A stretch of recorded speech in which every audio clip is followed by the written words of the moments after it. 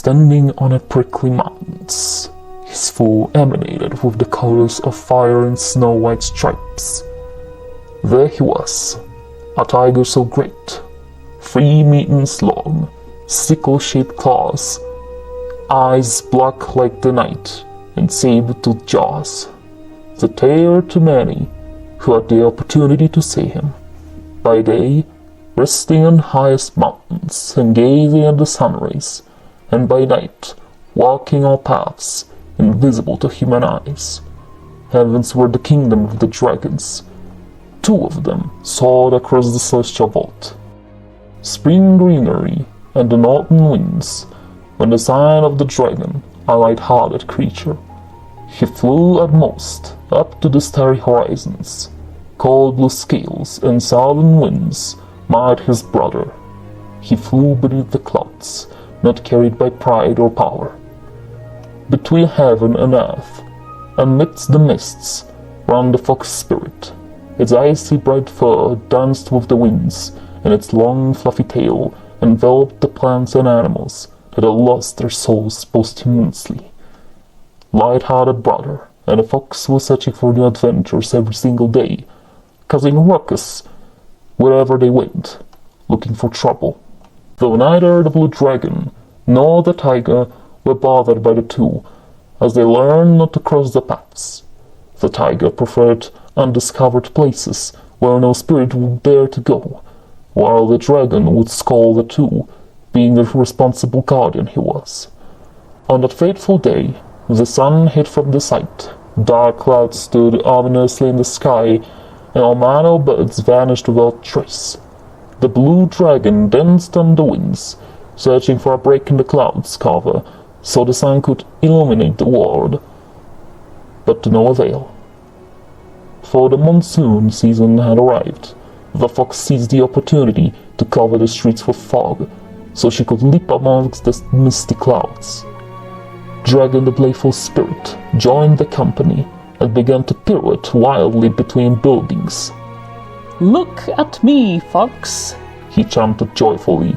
"I am the dragon, king of the heavens." "What have you done, little fox?" the blue dragon wailed in frustration. "You caused fear and panic among the creatures for no reason." The monsoon has arrived. The creatures are hidden. What harm is there in playing? The fox leaped up with joy. And look there, like your brother could have soared through the clouds just once, and rather than worry about the world for a single day. The blue dragon shook his head. "No time for playtime, fox. And where did the tiger go?" He landed on the ground and began to search for the feline spirit. Not in the forest, beyond the cities, nor in the city center. "Where are you, soul of light and hellfire?" Finally, after searching many corners, the blue dragon spotted the spirit. By a river, resting far from the noise. The river water, ominously still, painted the tiger's reflection. "Why so far away?" The least I need is shouting and playing. I'm not a companion, but a loner. I prefer to avoid noise as my ears itch and my vision is blurry. The tiger fenced the dragon with his paws and rolled on the other side. "Has something happened?" The dragon stood above the spirit only a few meters away. "Because you don't look so good either. And the voice is even quieter than before." It all pass, just exhausted from my mountain strolls. The tiger, without turning to the dragon, slid his tail to the ground. I've never had the strength you have. So what a surprise. The dragon stopped talking to not disturb the spirit's rest. Returning to the fox and his brother, he decided to continue his search, so the sun could shine again. Suddenly, the fox emerged from behind the trees and bushes. Lack of strength or sick? She flicked her tail sharply and tapped the ground with her paws. Because I have a cure for either. The tiger stared blankly at the fox and gritted his teeth. Leave me alone. I lack the strength to chase you away. He flicked his tail once and tucked his ears back. His gaze shifted from the fox for a moment, as something bright on the rooftops escaped the corner of his eye. Was he having hallucinations? Was the fox leaping across the buildings? He focused on the fox again. Have I gone mad, or am I seeing double, because there's only one fox? And you? The dialogue stopped. He stood up and suddenly bristled. Who are you? I ain't seen double. The fox sat down and wrapped her long tail around her body. I am your friend.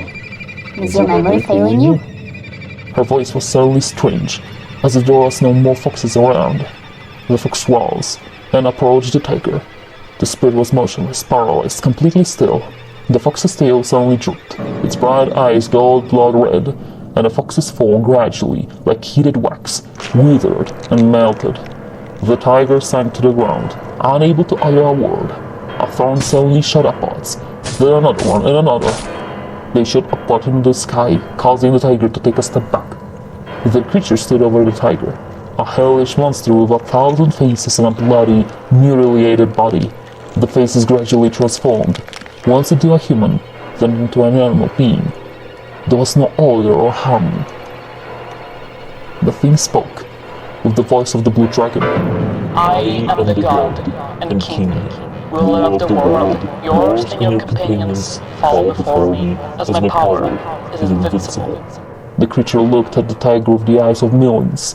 The tiger stood, swung its tail, and ran to the valley. It jumped into the rocks and roared loudly and terrifyingly. The creature approached the rocks and looked at the spirit with bloody eyes. Your people are weak. The creatures will perish at my hands. Your fight is futile. Don't you dare touch the beings, as you're protected by me and the Dragon Brothers.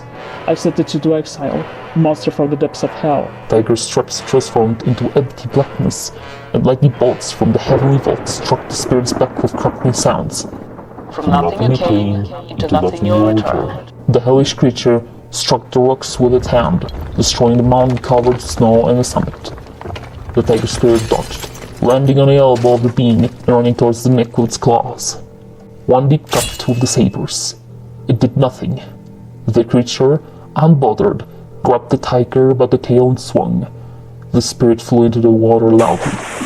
Fight is futile. I am the death, the destroyer of life, the supreme deity, the final judgment. The monster stood by the river and held the spirit beneath the water. Die, you will. For stripes and strength will be mine from today. You'll wander the world. You'll become a being on the path of life. And because of me, you'll perish once more in torment. And your companions will perish from the past who love me. The spirit ceased its thrashing, and the lightning stopped striking the creature's arms. Suddenly, its body took new shapes. Thousands of faces transformed into a tiger muzzle, bloody wounds into black stripes, and eyes glowed bright red. The fur lost its fiery glow, transforming into snowy white, and the lightning emitted a final crack. A deafening silence fell. I am the king of life and death. Whoever crosses my path will experience my wrath. Everyone and everything, human or conceived by human hands, will bow down. The being in a tiger skin, clothed in stripes, sank to the ground and silently walked away from the water. A small light emerged from beneath the surface. The spirit remained without a body, but consciousness and life separated at the last moment, so that the monster wouldn't kill the spirit. And so, to this day, light of the spirit wanders through our world, skulking to find its possessor. His name, beautiful.